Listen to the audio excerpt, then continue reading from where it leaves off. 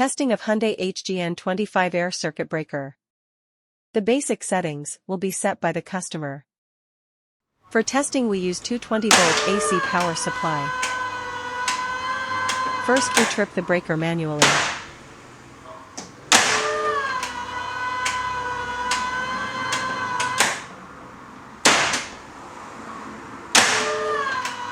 Then we trip the breaker with the help of the UVT.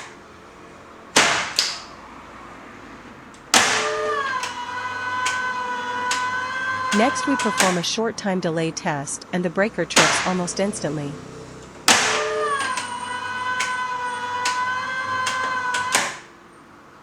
And lastly we perform a long time delay test and after about 15 minutes the breaker trips.